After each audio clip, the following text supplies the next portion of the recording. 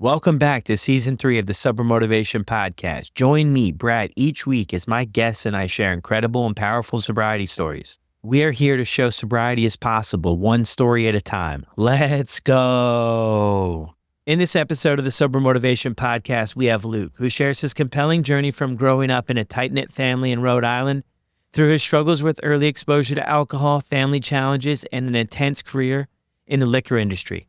Luke discusses his turning point moments, including his battles with anxiety, multiple DUIs, his divorce, and the profound impact of his brother's death. Learn how Luke's path led him to finally embrace sobriety through therapy, AA, and a newfound appreciation for nature and meaningful relationships. And this is Luke's story on the Sober Motivation Podcast. How's it going, everyone? Brad here. Welcome back to another episode here on the podcast. Thank you, as always, for continuing to tune in. A few things I want to mention before we get into this episode is if you're looking for a community connection and some support, I definitely encourage you to give the Sober Motivation community a try. There's a 1-week free trial. Plug into our virtual meetings. The chat's always there 24/7. Somebody's available to support you. With where you're at, we have all ranges of sobriety from somebody's first day all the way up to many, many years and everything in between. The ultimate goal is to live our best life. And most of us at this point realize to do that, we have to remove the alcohol, and that's what the community is all about. So I would love to see you in some of the meetings I host in the Sober Motivation community on the app. And I'll drop the link for that down in the show notes below. I've also opened up a couple of spots for mentorship. If you're looking to give up drinking or you're already on the journey of not drinking, plug into this mentorship. I offer a free call to see if it's going to be a fit and something you're interested in. So I'll drop the link to that where you could sign up and just connect and have a conversation and see what we can do together. So I'll drop that link down as well in the show notes. I also want to give a big, huge shout out to everybody from Lucid that is sponsoring the podcast. Lucid is an incredible mobile app that keeps you connected 24/7 to the sober community.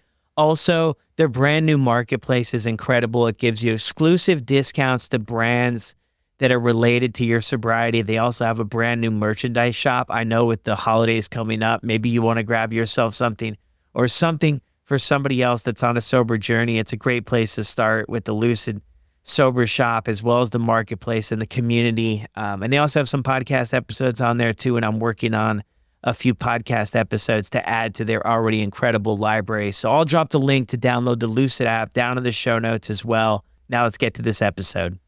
Welcome back to another episode of the Sober Motivation Podcast. Today we've got Luke with us. Luke, how are you? I'm doing well, Brad. Yourself? Yeah, man, I'm good. I'm glad we could connect here. Yep. I'm excited to share your story with everyone. Yeah, thank you. I appreciate you having me. I know I reached out to you originally and just said, hey, what's the opportunity to get on there and share my story as I've been integrating myself a little bit more into the sober community, and with the support of others, we've had some good conversation. I appreciate the opportunity to be here. Yeah, 100%. So what was it like for you growing up? Growing up, I grew up in a pretty tight-knit town in Rhode Island, and most people's perception would be a dad who was a principal of an elementary school. My mother was a special education teacher. I was the youngest of 3 with a sister 10 years my senior, and a brother that was at the time a year and 8 months older than I was. We grew up on a decent amount of acreage in a fairly populated town. Large Italian family. My dad was one of 12 kids. So I actually had 30 plus first cousins who were very much like siblings. Growing up, all things considered, in what seemed like a fairly safe home. Growing up, it was good. It's funny, I was thinking about this, and you and I touched on it a little bit earlier, like where does the alcohol story come in? And while it gets pretty broad, I remember my mom telling me a story. My Uncle Louis made homemade wine. And here I am, this kid that's still in diapers. And all of a sudden, she turns around and sees me with a carafe of wine in my hands. And she's, hey, Luke. I don't know, because I'm probably 2 at the time. So she yells at me to get my attention, scared because I'm consuming alcohol. And she said, the carafe didn't move.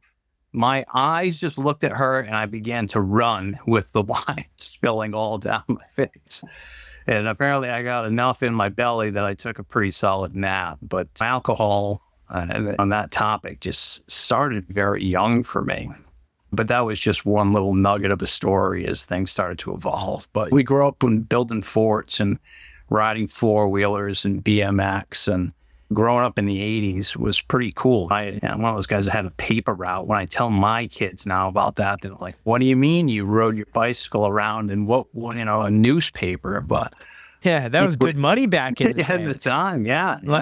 Interesting you say that, man, about that. My first ever business I did for the neighborhood. Yeah. Way off topic here, is I would take your garbage and recycling out. So you take me $1 a month, and then I would have a list of people, and I would just go to their place, take their garbage and recycling out. But yeah, I remember the paper routes too. Yeah. Hey, work ethic starts at home, and my father was big on that. And I'm very fortunate. My dad's the guy that I looked up to for my entire life. Of course, no parent is perfect. And now we look at that and how I'm parenting my kids. We talk about generational traumas and the growth opportunities, which, as you and I know, it all started with the removal of alcohol. And I don't want to jump too far ahead in the story, but from there, I think it was about 10 years old when I first started to actually sneak and steal liquor from the liquor cabinet. And my older brother at the time, we're hanging with this older crew of guys at the local arcades and things like that. And as we got into the 12, 13, 14 years old, you'd have that cool guy at the arcade, everyone's smoking pot. They'd go to the liquor store and they'd buy for young kids. And we'd be out there drinking those 64-ounce jugs of private stock or Old English or the malt liquor that was just super cheap. And that was like paper route money that me, my brother, and this crew of really misfits were out there just like sucking down booze and trying to just get messed up any way we could, because that was the time when you would just ride your bicycles around and you only had to go home when it was dark and it was time for supper. But did you see a lot of drinking growing up? To an extent, yes. Both of my parents really weren't big drinkers. My mom did like to drink wine, and my dad would drink like those Narragansett tall boys, those 16-ounce gold can beers. But I was always that kid that would say, hey, Dad, can I have a sip of your beer? And when he handed it to me, I'd want to drink it, and he'd have to like pry it from my hands. It 100%. I just had that all or nothing compulsive, throw it down behavior. And I didn't think that there was anything really wrong with that, but I think my parents probably were concerned at the time. But yeah, I was just looking to catch a buzz. I don't know if that was just, we talk about is alcoholism ingrained in us. So we talk about the brain chemistry of someone like myself who, has that compulsive addictive personality that I had to work on much later in life. But my parents didn't drink a lot. I had a lot of older cousins that would party a bit and drink beers. I had an uncle who owned a liquor store in town. I had two older cousins that worked there. So we were always finagling our way to get booze at a very early age. And it seemed to be pretty easy in our community to find that guy, that either the older buddy that had a beard or a fake ID that could absolutely go to the package store and grab booze for all of us. And we'd go hang out in the park or go ride our four-wheelers in the woods and throw down around a bonfire. And we'd tell our parents we were out camping. Yeah. And it's just, that was like our regular norm for the weekends. That is what we did. Yeah. But at that time, did you keep it to the weekends when things kicked off? Yeah, up until my teenage years. And then it was actually, it was accepted. Growing up in an Italian family too, it was acceptable to have a glass of wine or something to that effect when we were a certain age. My grandparents on my father's side, the Italian side, my Nani Nuzzi, always had cases and cases of those 7-ounce ponies in the basement. And myself and my cousins would go down there and have ping pong tournaments, and we'd be able to crack a beer. I'd have an older cousin. They'd have a cocktail of cranberry and soda. And I get a sip of that, or they'd make you a little drink, and everyone was heading outside smoking cigarettes, or at least a handful of us. And drinking was just normal, and it was pretty accepted.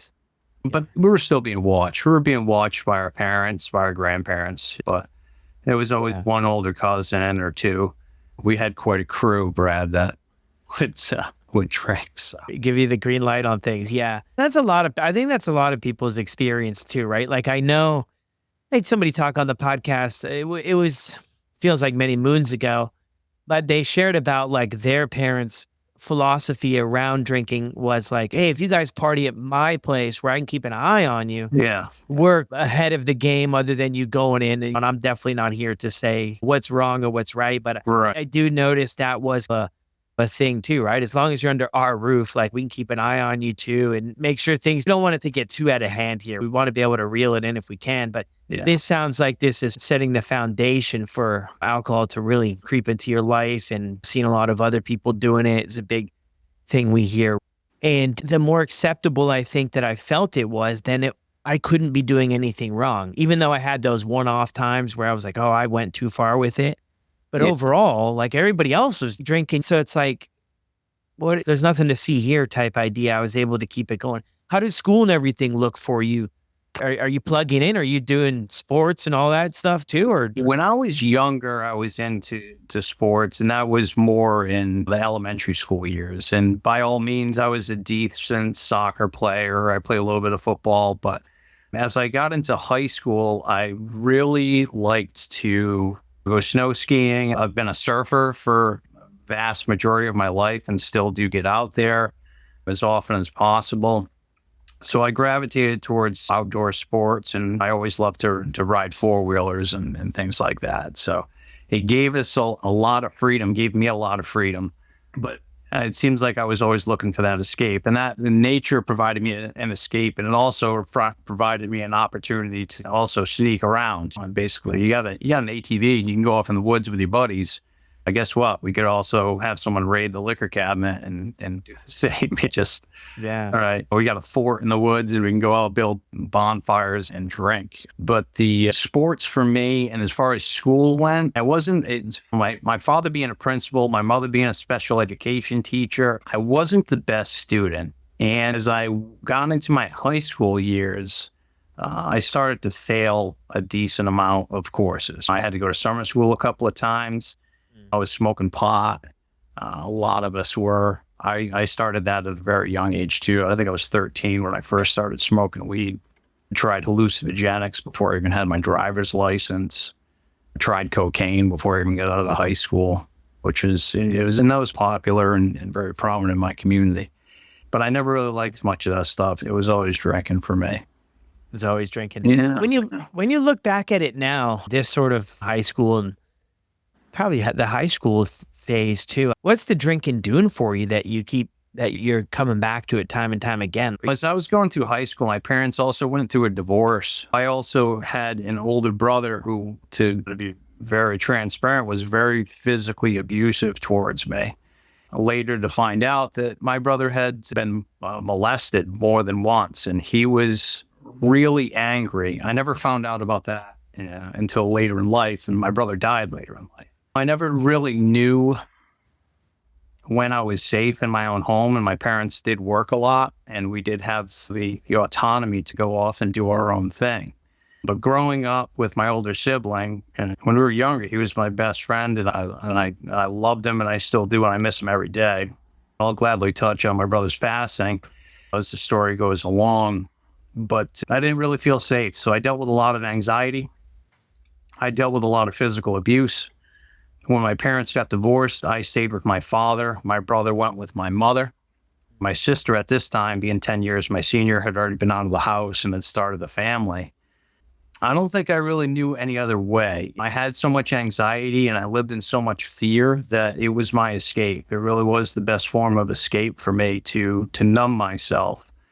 And until I got a little bit older, my father recommended me seeing a therapist, I think when I was about 19. But for the majority of my teenage years, when I lived with my brother in the house, my parents weren't around, I was in very much fear in a way that it was really scary for me. It was very scary for me.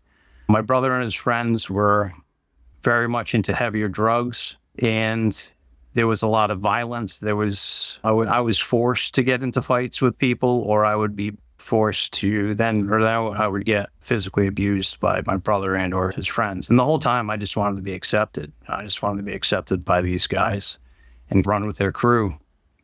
And of course, when I look back, and I try not to do this too deeply, and I've spent plenty of time working on this stuff and unpacking this stuff, which I'm very happy for now. But I wish I had knew better, and I wish I knew more about my self-worth. No, that just wasn't okay. But when you're that young, I don't think you really know any better, Brad.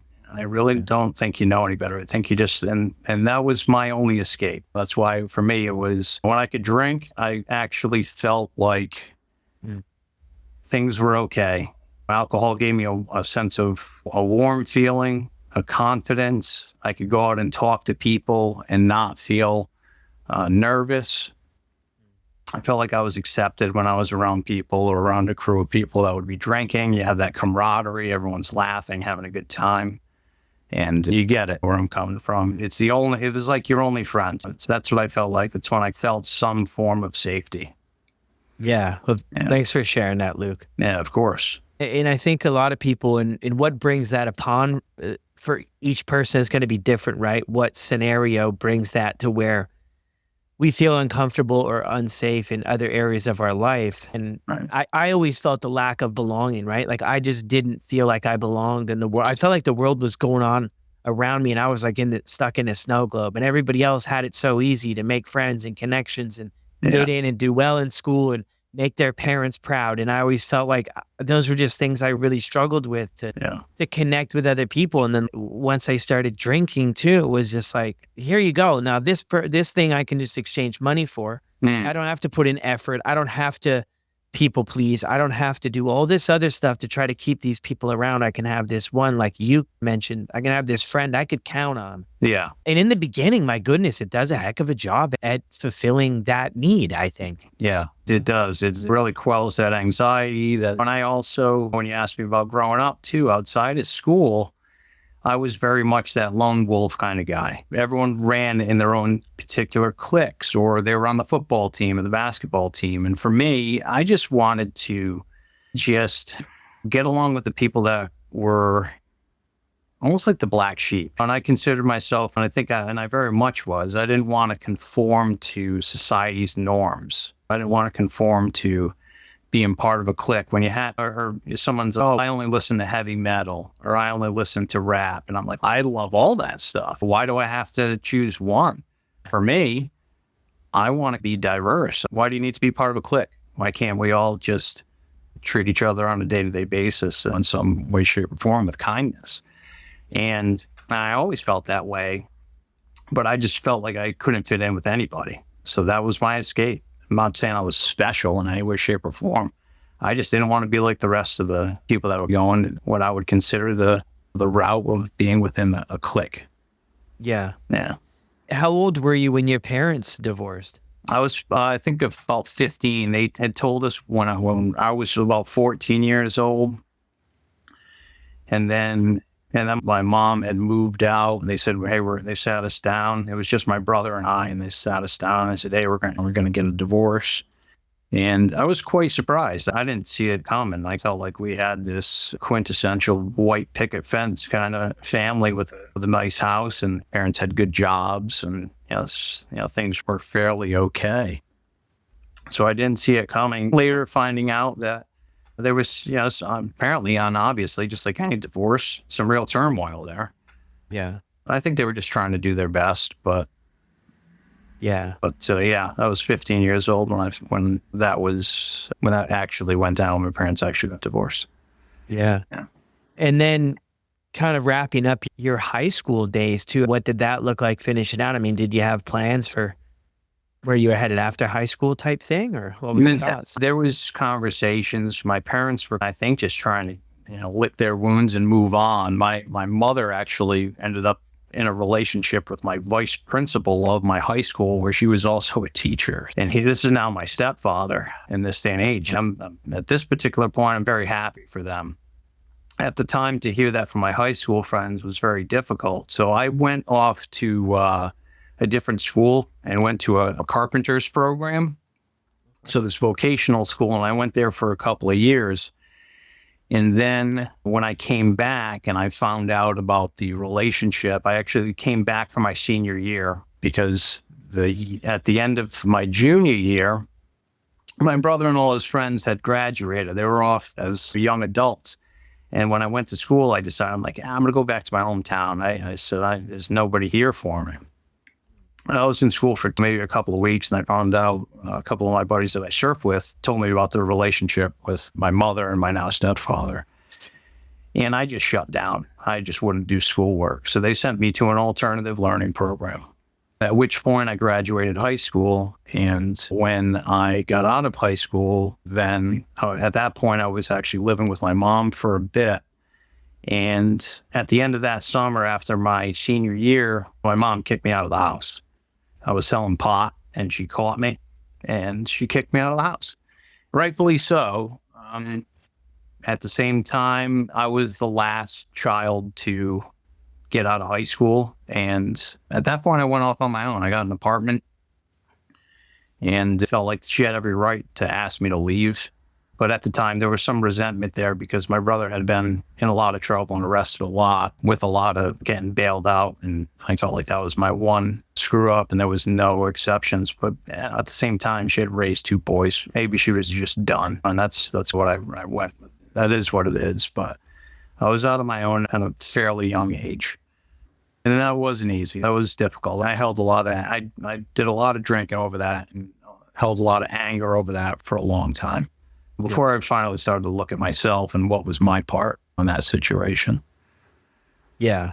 Which is part of that growth of jumping way ahead here, but that growth in sobriety and in life too, and moving forward of looking at our parts in different things in different situations that go on. So you get your own place here. How do you start all that? What does that look like? Are you working or? Yeah. At the time I was working at a hospital, and I was working in maintenance and housekeeping. So I was actually cleaning up after operations in the emergency room. At that time, I was just making a little bit of money and able to get my own place. I had a little bit of money in the bank. And then by 19 years old, I got my first DUI. So here I am out on my own, and I'm driving with a headlight out. Me and my buddy just got some steaks. And right there, I'm not even of legal drinking age yet. And I got pulled over at 2 o'clock in the morning, stinking a beer. And that was my first, what should have been a realization, like you got a problem. And then a short 2 years later, I got my second DUI, 21. So.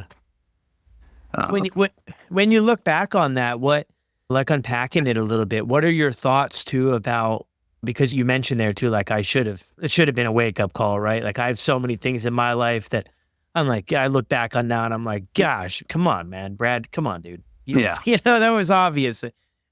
What about it though, when you're in that moment? Because it's not like a rare story, right? We all have these things that we get tripped up on that we look back and we're like, it should have been, but in the moment there, unpack that a little bit. What do you think's there? I think I just figured I got to get sneakier about it.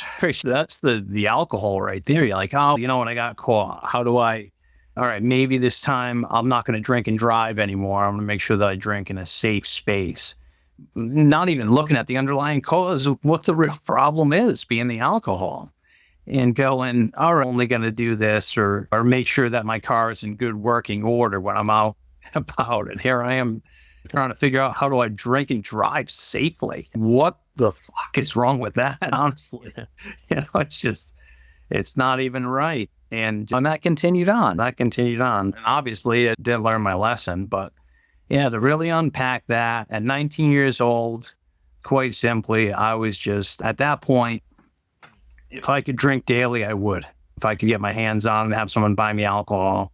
I had an older sibling who was 21, friends that were of legal drinking age, family members, cousins who worked and ran a liquor store.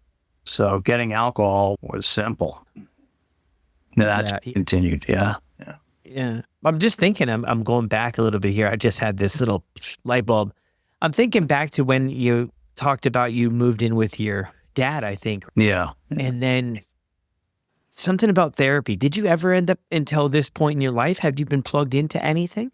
Now, at 19, when I got my DUI, they actually did say a court order and said, we need to talk to somebody. Lawyer at the time definitely said, hey, listen, the guy's he's got a very, apparent drinking problem. And the judge was very much on board for getting me involved and getting me some help.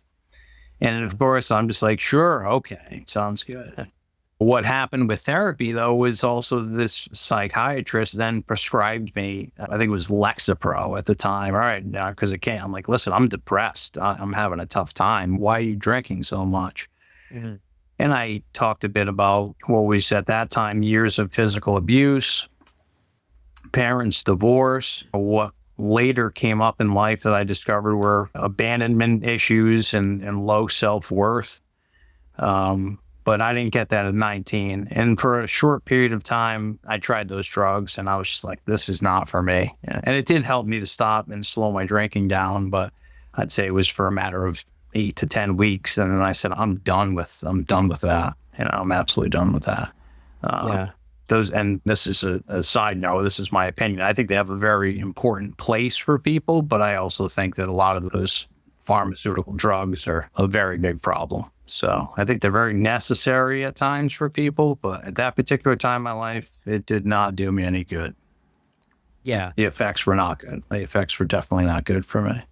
But living with my dad was probably the most peace I had found because it was just my father and myself. And he was in a dark place, I believe, but I didn't have to really have that much fear. I could live in a house where I felt safe.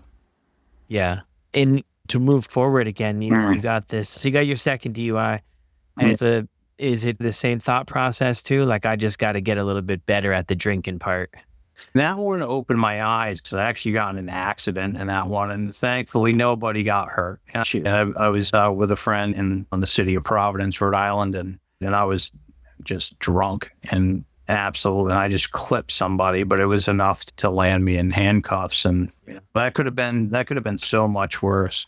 Same stuff. After that, then I once again was like, man, I really have an issue here. I got to do something about this. And that lasts for a period of time because then I have to go through the court system. My license is removed. I'm riding a bicycle to work. I'm embarrassed. At the time, my young 21-year-old ego is bruised.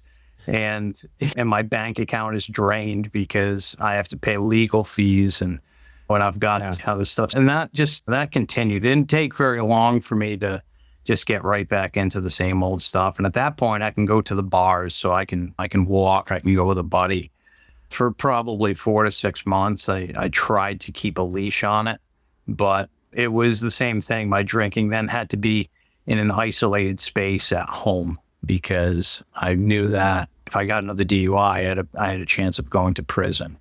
But morally, the one thing I was happy that no one got hurt or killed, because that was very prominent in my mind for sure. Yeah. So how old were you when you had your second one? 21. Yeah.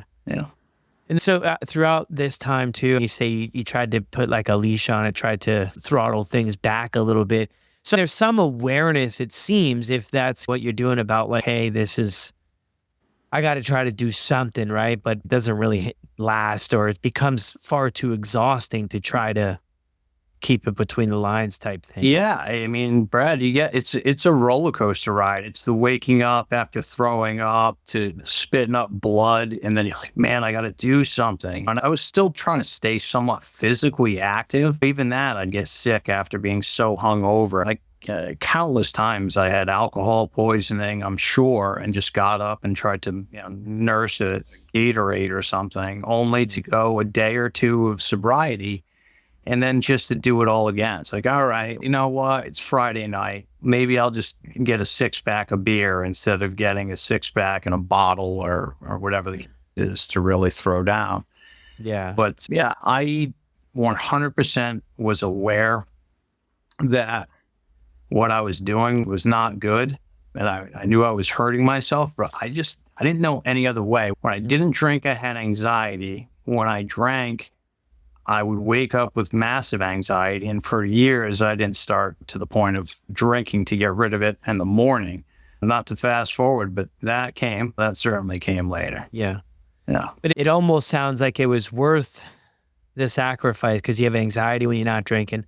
And then when you're drinking, the anxiety went away or was less. Is that true or not? Yeah. Yeah. So then it went away. So it was like what you touched on before, right? It was like the sacrifice made sense because you got some relief. Yeah. But then it's what goes up must come down. And then it's the next morning we wake up and it's like, oh, I always remember I would be like having panic attacks or a heart attack or something. Right, I'm having a heart attack, but it never was. But it feels the anxiety is so heavy. And then I'd wake up for so long, man, and tell myself I'm not drinking today. And only a couple hours later, midday, start feeling a little bit better and be back at it again. It's interesting too. You mentioned there about like those nights you'd go and pick up 6-pack instead of a 6-pack in a bottle. I did that too. I tried that route. Once the 6-pack was gone, I was enraged. I was so angry. Like, what a terrible idea that you had. Yeah. You know what I mean? What were you doing? Because, you think in your mind before, I'm like, this will work. And then after it's gone, I'm like, that's ridiculous, man. Let's go. Yeah. You ever have that or no? Oh, 100%. The times that I would do that, I'd say, well, I'm not going to make that mistake again. And then the next time, then you just load up because you're like, oh, I got to make sure I get the job done so I can get drunk enough to pass out. Yeah. Yeah. When you say that too, you mentioned the words anxiety, you mentioned the words anger, all of this stuff was exactly what I was just pouring down my throat. I just had to quell that. And I used to not even be able to have anyone say the word anxiety around me because my panic attacks were so bad at a particular point in my life that I was so fearful of the fear of that panic attack, of that anxiety attack, to be worried about when my anxiety attack was going to come. Yeah. Oh, and that's when that your body's starting to become riddled with booze. Yeah. And do you feel like that was from the booze or that was from the previous stuff that you shared about before, experiences or a mixture? I'd say it was a combination of the both. I was certainly, that was my way of self-medication. And I taught myself that at a young age because no one was telling me what to do. I certainly wasn't asking for help. I was fearful of, what I'm growing up as a young man. And I think, listen, are you a man? Are you going to go around complaining about your problems? No, you're going to drink them away. And that's insane to think that I'm going to drink my problems away like a man. That is one of the dumbest things I think I probably ever could have thought as a young guy, because if I asked for it, there were people that cared about me that would have helped me. Yeah. And I wish I cared enough to help myself, but I try not to do that. To look back and say, oh man, I shoulda, coulda, woulda. Oh yeah, it's not a place you want to. No, you want to live. What did people around you like? Did when people around you picked up on this? Is that part of it? Did your parents or your sister, your brother, anybody pick up on that you were struggling? Did they mention anything? Oh, my parents definitely did. My sister was now in New Jersey with her family, and my brother was definitely not someone. He got into really heavy drugs, and if I spent time in his company with his friends, it was like, hey, we've got Coke, you're doing it. And I'm like, I'm good. And there were times that I succumbed to that, but I just did not like that stuff. I did not like heavy drugs, but I would drink to the point that 100% there was a lot of remorse. What did I do? What did I say? Who did I text? Who did I offend? No, you're throwing up in places, you're throwing up in bars. It was bad. It was very bad. The story, and I know this is why I reached out to you, was as we segue into and then after I'm 21, I ended up leaving that job at the hospital, and I went to work for a factory, and that job wasn't really working out. That was the first time I ever quit a job. As I said, I had a paper route when I was 10 years old. I never stopped working. That's outside of this, I always kept steady work in some way, shape, or form, whether that was working with an uncle who was a contractor, another family member, various jobs in restaurants. But, it was the first time I ever quit a job. And then I had a family member that knew a soda and beverage company in the state of Connecticut. They were looking for a sales representative. And they were like, hey, listen, just put a short resume together and put it out there. So I go and I get this job with this company. And I ended up getting this role as a sales representative for the state of Rhode Island, basically selling soda and coffee and juices to all the local grocery stores and convenience stores. And now I'm a road salesman. I'm selling non-alcoholic beverages and beef jerky and coffee, and I'm making all these new contacts. And so I've got this really good opportunity. So I'm like, man, here I am, about 22 years old, and discovering that I'm actually pretty good in sales. And that job went pretty well for a while, which led me to realize that there's much more money in liquor sales. So I keep seeing these same guys, and there's these older gentlemen that were liquor salesmen. Hey, what does it take? So I kept sniffing around, having conversations. They saw that my work ethic was good. I would show up to the same stores that they would, and I'd be selling water and soda. And a guy gave me a recommendation. A company that was in the throes of consolidating, buying a beer distributorship, and they were looking for a sales force. So sure enough, I landed a job as a beer salesman in the state of Rhode Island. Yeah. And now I'm just here, active alcoholic, young 20s, and I'm bouncing around bars and having the opportunity to just sell liquor. And now I've got free samples. I get to try all the new stuff. And Brad, it was like a dream come true. And it was a great job. It was absolutely a great job. And I know we talked a little bit about it before. So I went through my career over the course of 14 years, and it was very successful. My first year, I was Salesman of the Year. My second year, I was runner-up. Third year, Salesman of the Year. Fourth year, promoted. Then I went into a spirits division, and the same thing happened. Through this time, I'm traveling to whiskey facilities in Tennessee. I'm not going to name any brand names, but I'm sure we could all call them out. These are major whiskey companies, beer companies. I'm going to Boston to tour these breweries. And then I was promoted again, and I ended up I was a wine consultant at the tail end of my career. And I'm going to Napa. I'm going to Italy.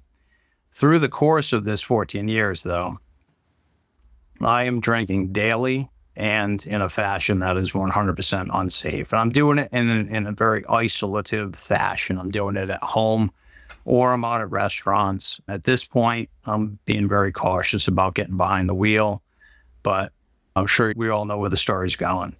Completely slippery slope and very dangerous for someone that's been drinking for so many years. Yeah. No, I can see why you were so successful with it, especially in that space, right? It's one way or another too. Like, I'm only guessing here, but are you still going through that sort of denial phase, or do you know that the alcohol is a big part of the problem here? Where are you at there? I still don't think I know any better or any other life. And I think I'm going through this career, and I had a couple of times where I got pulled to the side by managers and saying, listen, are you okay? You know, and they loved me because I was a great sales representative. I showed up. Yeah. My work ethic was good.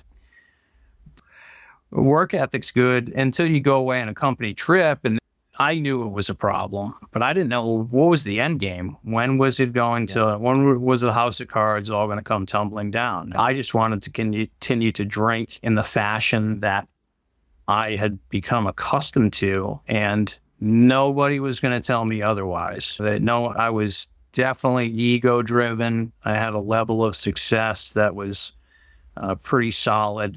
I had an opportunity to buy a home for myself. And some relationships came and went. Most of them were all based around drinking and fun times, quote unquote fun times. But there was no real substance to it as far as the company I kept. Yeah. And I'm just wondering here, throughout all this time, when things started to pick up, even a little bit before this, I think, right? Like probably 19, 20, 21, right after mom asked you to leave or had you leave there. How do you feel about yourself? Because I think that we get glimpses of like feeling in between, maybe sobering up, maybe in the earlier days, maybe not towards the end. How do you feel about yourself with the life you're leading, right? Yeah, not good. I didn't feel good during the day and the time when I was coherent. I was very shy very insecure, and my level of self-worth was very low. And I spent a lot of time being told that my self-worth was very low growing up as a child from my sibling, David. And David was verbally and physically abusive. And I just always thought, I really have any true value. My self-esteem was not great until I had liquor in me. And then my personality was something else. I could go out, I was social. It was social lubricant, and I could get out and quote unquote perform in front of people and be this very social being and feel content and warm. And it was a very superficial form of happiness and self-worth. My self-worth was in a bottle and without it. Now, during the day in sales roles, I was very good at talking to people, but I couldn't make personal connections. When it came to business and it came to math and profit margins, locking up deals in any way, shape, or form, that I could do. But when someone asked me how I was, my answer was, oh, I'm good, I'm fine. And I wasn't giving them any more than that because I don't think that I wanted to let them crack me open. Yeah. I don't want to let anyone know. I had very deep-rooted trust issues with people. So, yeah. So it's like we get rolling through the stories. That's why I try to ask that question too about what's going on beneath the surface for us, right? As we're going through this, because we can get wrapped up in the drinking and in the jobs and the relationships. But I think it's always good to highlight too, like it just something that works so well or once worked so well, like it starts to wear off over time. And then it starts to really create all these other problems, maybe we could call it, in our life, right? Yeah. You felt the same way. I've heard your story, and it's tough. It's tough when you feel that way and you're looking for that, trying to find your true value. And it, of course, jumping ahead, it all starts with putting down the drink, it all starts with sobriety. So, take us there, Luke. Take us towards, I mean, if we're close, right? If we're not missing any major pieces in between, if we are, maybe probably the most major thing would be, as in the darkest of dark, would be my divorce. My kids are coming into this world. It all started with my daughter was born, and everything was great. I had a great marriage, perception of a great marriage, but it was all rooted in alcohol. My now ex-wife and I both just loved to drink, and she loves that I was a wine consultant. And at one particular point, of course, we got married because she was my best friend. And that was a real blessing to have. My daughter comes into the world, and as my marriage got very difficult, it was right after I got married and things started to change really fast, I noticed. And I'm not going to play the victim. My part was my alcoholism and my drinking was just out of control. We drank together in excess. And that was the beginning of the end. After we got married and the shine came off, and everything seemed to settle in. I raised a young girl, and by the time she was about 2 years old, my drinking was at a point that it was completely unacceptable. My body was craving alcohol to the point where I would shake if I did not drink. I would drink before I would come home. In the morning when I left, I would have liquor samples in the car. I would have to do a rip of vodka. I started to hide bottles around the house. Now, here I am, a liquor salesman with pretty much an unlimited amount of alcohol available to me. And I was still going to the liquor store to buy booze because I would drink so much. We would drink so much, but I'm going to really speak on myself that I was drinking to the point that I could kill bottle after bottle of wine. I get into the hard stuff, and I would drink beers when I mowed the lawn.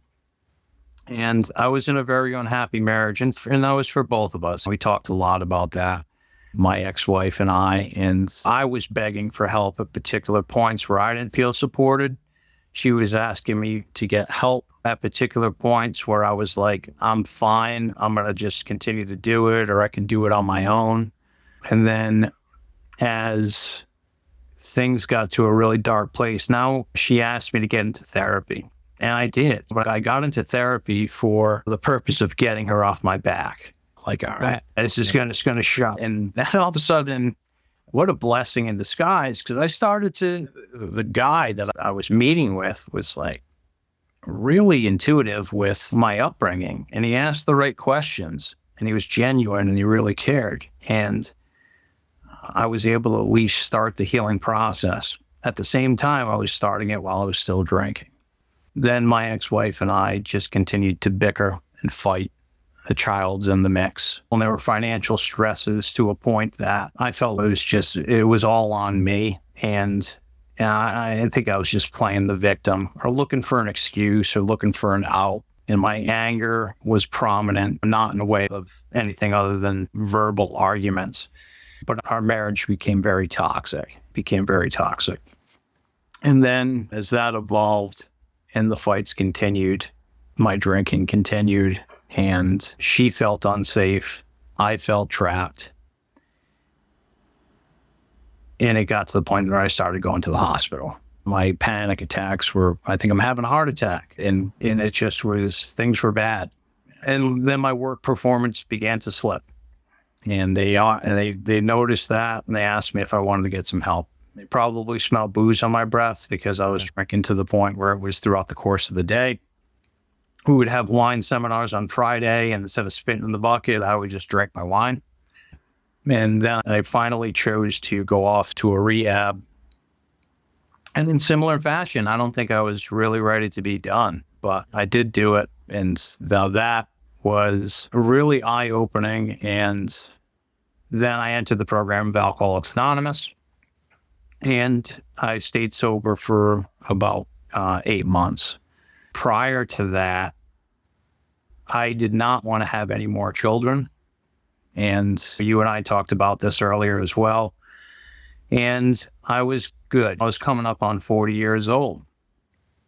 And I really didn't want to have any more kids. But, my ex-wife really did want another child. And, as this all went down, I am so thankful every day that my son Ryan was born. He's my little dude.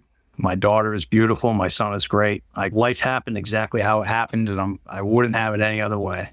But without going into the details and speaking in alcoholism and what I needed to do, I felt trapped in the marriage. There were trusts that were broken, that I could no longer stay in that. I relapsed, and I relapsed hard. And I relapsed really hard. Yeah. So as that settled in, I had a family member in the program that got me back to the detox and the rehab facility. At this point, my son was born, and he was very young. My wife at the time, we talked. We decided that we're not going to stay together. Mm-hmm. And while I was in rehab, she left the house. She told me she was leaving. She was taking the kids. I asked if she wanted to entertain therapy. She said no. I asked if she saw us spending our life together, which I think was a pretty obvious question. She said no. And I told her the same thing. I said, I don't see us spending our life together. We agreed to get a mediator and go our separate ways and to sell our home. And then it was time for me to do the work. Because my kids were gone. It was my worst nightmare, and I was an absolute mess. I'll never forget the day that I was out of rehab and I'm early in sobriety, and I take my daughter back to my future ex-wife at the time because we're now living in separate places. And my daughter crying, "Dad, don't go." And I drove down the road and I cried. And I and that was it for me. I said, man, this is it. You have one chance to do this now. You've already taken it to the absolute extreme. And it's time to do this and do it, not only for your kids, but for yourself. And it was the first time I started to really understand and grasp the concept of self-love, and to know that if I'm not good to myself, then I can't be any good to anybody else. And that was the beginning of the real journey. I got deep rooted in with the program of AA. for a couple of years. And I'll gladly touch on where I am as we continue here. But AA absolutely saved my life. I had a family member in AA, my cousin who I just talked to, and his partner, she was also in AA. And I just, without that program, I very possibly wouldn't be here. I firmly believe that. Yeah. Yeah. Well, thanks for sharing all that too. When are we, like 2018? Yes. Yeah. December 30th, 2018. Yeah. December 30th. 30th. Wow. Yes. I did not wait till New Year's Eve. Go. That was Go, Luke. Go, Luke. Go. Yeah, that's great, man. That was it. You know, 2018. Man, it's so much you go through there at the end, right? So you go detox. That was probably a common thing for you. If you wanted to quit, you'd have to go through detox because you were addicted, physically addicted, right? 100%. Yeah. They had a monitor for the 100. Both times I was in rehab, they had a monitor, right? And before I went the last time, I was an emergency room visit, and the ER doctor said, your potassium levels are fatally low. The fact that you're even talking to me right now is blowing my mind. Because by all rights, you should not even be coherent right now. You should be in a coma. I was dying. I was definitely killing myself with booze. Yeah. At the end there too, when you go through this and then you leave, right? And a lot of people share 30 days in treatment, incredible, great opportunity if somebody can plug into it. But the real work starts when you leave. Yeah. When you leave out of there. So you start plugging into meetings. Up until this point and for your last stretch throughout the other years, had you ever been to a meeting or heard of a meeting? After my first detox, I was in AA, but yeah, I had heard of AA and just, I was like, guys, the first stage of alcoholism is admitting you're an alcoholic. I wouldn't even admit that. As far as I was concerned, I had it all under control. I was just fine. I would handle it. And I didn't need any help as far as I was concerned. And I was just so misguided and so used to self-medicating with alcohol that I just 100% was like, this is how I roll. This is how I'm going to do this. And that's how I'm going to live my life. And I thought that as far as I was concerned, I didn't want to let go of it. And anyone that told me that I shouldn't drink and then pouring gasoline on the fire. Oh yeah, watch me. Watch this. Yeah. Like in rebellion that I would drink more. And how sick was I? I was very ill. Ill. How do you go from that place where we've just talked about, from so many different things and so many different scenarios and situations, to this place of, I think ultimately it starts out as being honest for one, being open for maybe there's something different. But I think the biggest one is, for me anyway, honesty's in there, but willingness, right? How do you become willing to show up for the meetings, to go to the hospital, to ask for this help? Because that's completely against anything that you've learned or done up until this point. You know what I mean? Oh, I had to wake up, Brad. It's quite simple. I had two options. It was either figure this out, get sober, and start to peel back what the real underlying causes of my addiction and alcoholism were. Because the alternative is grim. The alternative leaves my kids without a father, with my father without a son, with my sister without a brother. It is that simple. If I just continue to go the way I was going, I'm gone. That's it. Yeah. I mean, when I have a doctor telling me that, and I push the limits as far as I possibly could, 100% as far as I possibly could. And you would think, it's my, and it's like, man, I've got these two beautiful kids. What am I doing? What am I doing? And that day with my daughter, as I drove down the road, that was it. That was the moment for me.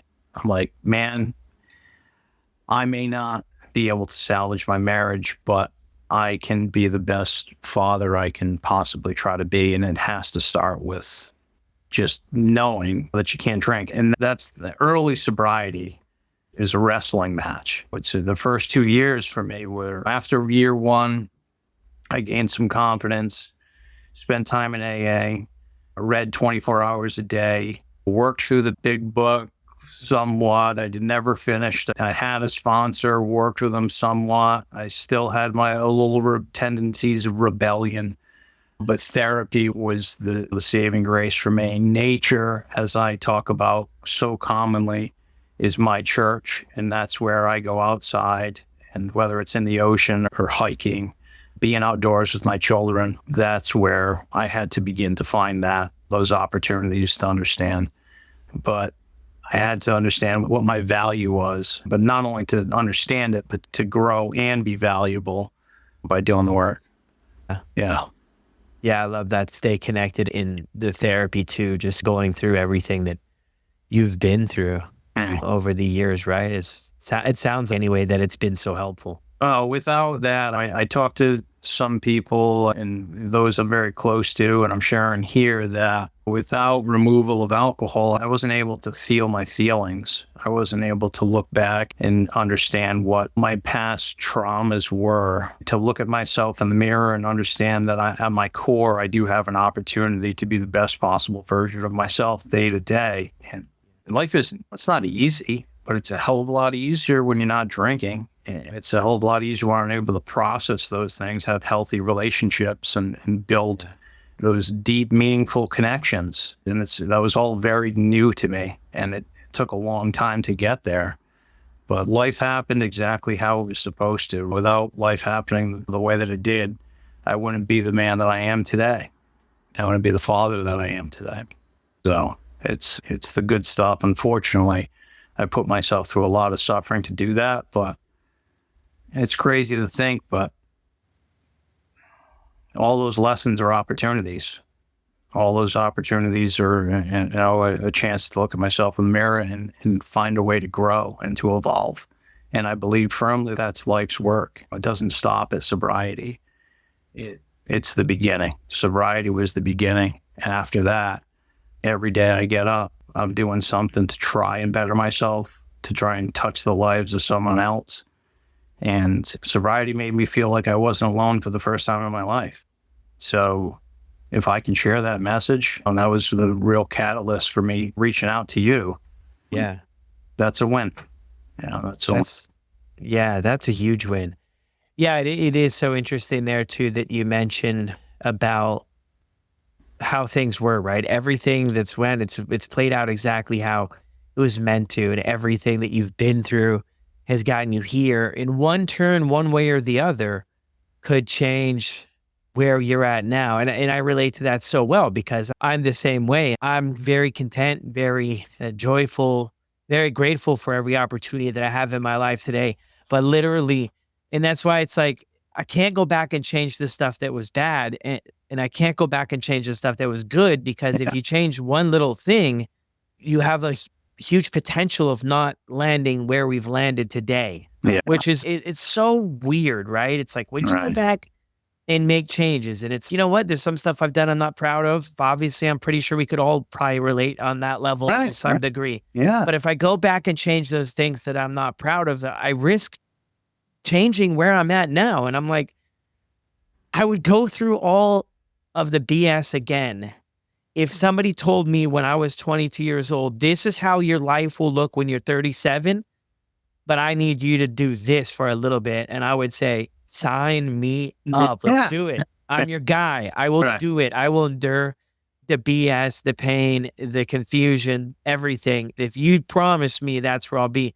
And I'm hearing that from you too, man, that you've landed in a place where, and I think you knocked it out of the park, man. Thank you, friend. You feel like sobriety's giving you that sense of belonging, man. And I was looking for that shit my whole life. And I looked in all the wrong places and under all the wrong rocks. Yeah, 100%, Brad. It's amazing to see where we come. And it was a couple of weeks ago, and I joined your sober motivation community, and you go, hey, Luke, are you the guy that reached out to the former liquor salesman? And like, oh man, let's hook up, let's talk. And I'm like, are you kidding me? Absolutely. I'd be more than happy to do that, because I really believe that if we have such an amazing movement in sobriety, and so many people have come to realize, and I'm one of them, that just, we're not alone, and just to spread the message. It starts the first day you choose yourself, and the first day that you choose to put down drinking, because I didn't know any other way, and life has just gotten exponentially better and better.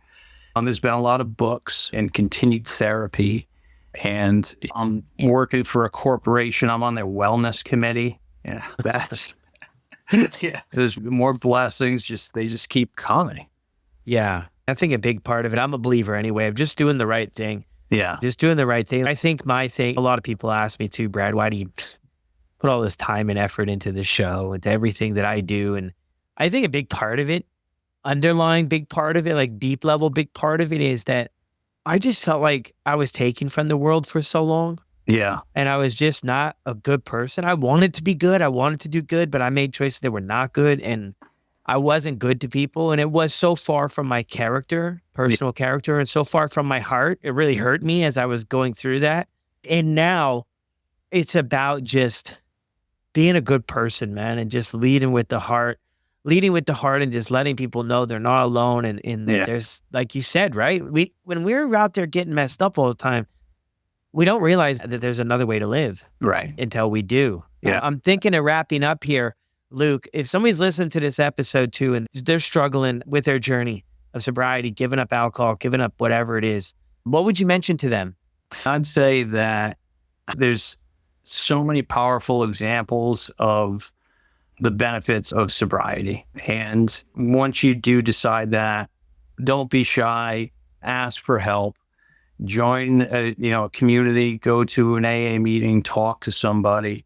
It only gets better as it evolves. And it is painful at first, but it's much less painful when you go through the process of being able to feel your feelings and figure out what the underlying causes are so you can live a full and meaningful life that you deserve. We are all absolutely worth that.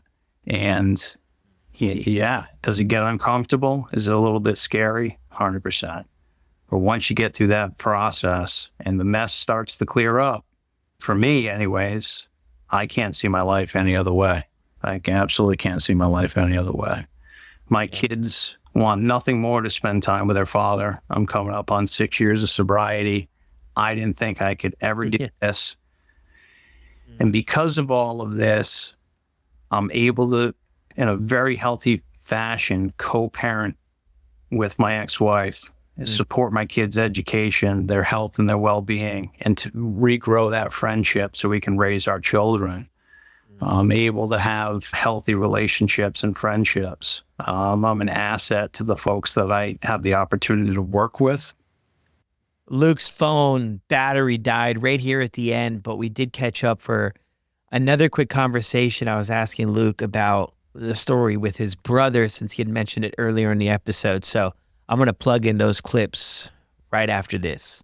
Yeah, great chatting with you, Luke, on your story. I'm just interested too on what are some of the big differences and positives that you've experienced, since making this choice of sobriety?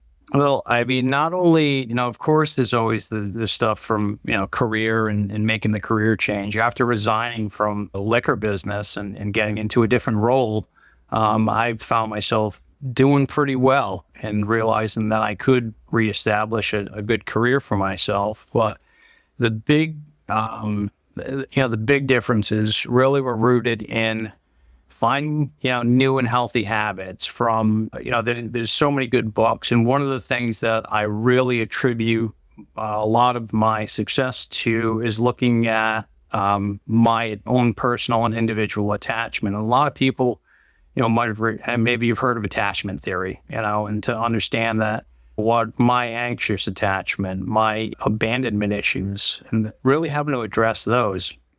And doing the work and staying in therapy was a big deal. Time in nature, surfing, hiking, building and cultivating deep and meaningful relationships by being vulnerable enough to reach out, to have days like today, to tell someone a bit about my story. And, it really does build those connections that bring me to a different place in my life. But I have to commend you, Brad, because I remember it. So when I reached out to you last week, I said, well, how about, like 6, 7 o'clock? And you're like, no, man, no. And do you remember what you said to me? No, I don't remember. You're like, you said, no, man, my wife doesn't want me doing this at night. I'm busy enough. And my response is like, you know what? That's the best.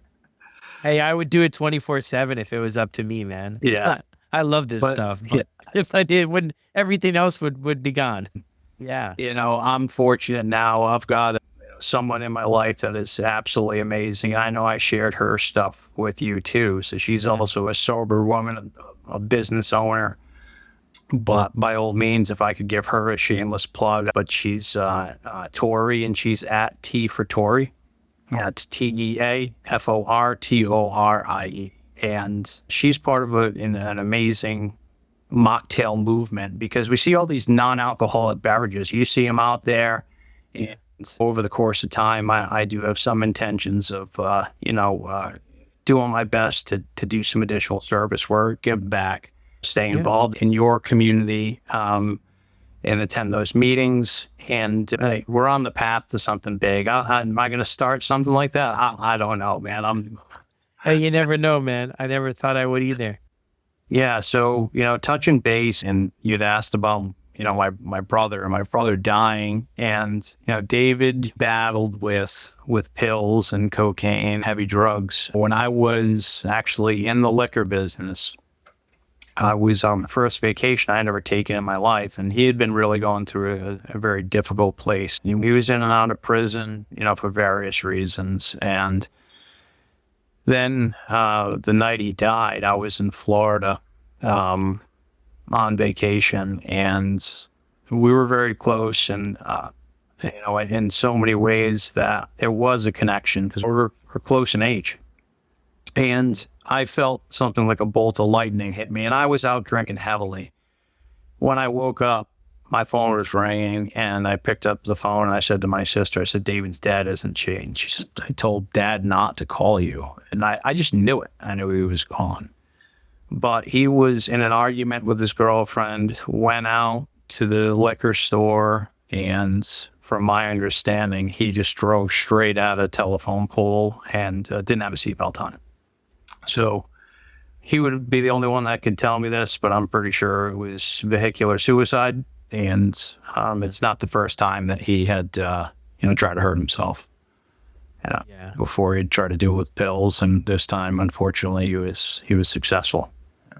He was successful. So, wow, man. Sorry to hear that. It's been 20 years. It's been about 20 years, and it's never dead. It's like a piece of you is gone. Even though he was abusive to me, and there were many times that regretfully I had absolutely wished him dead, or said those words. Of course, that was all in anger, and part of, my anger that I, drank over for so long. But there's not a day that, I don't think of him, and I don't miss him. And, wish that he was still around. But yeah, I don't wish that on anybody. And, it's not an easy thing to see your parents go through, or for me to go through, because my feelings were very mixed, because of our dynamic of our relationship was rough. Yeah. No. Wow, man, dude, to get from where you've been to where you are is just inspiring, Luke. I appreciate that very much, Brad. Thank you for saying that. That means a lot. That means a lot. Well, there it is, everyone. Another story here on the podcast. Thank you to Luke so much for jumping on here and reaching out to share your story with all of us. I'll drop Luke's contact information for Instagram down in the show notes below if you want to send him your love on a great share of a story. I'll see you on the next one.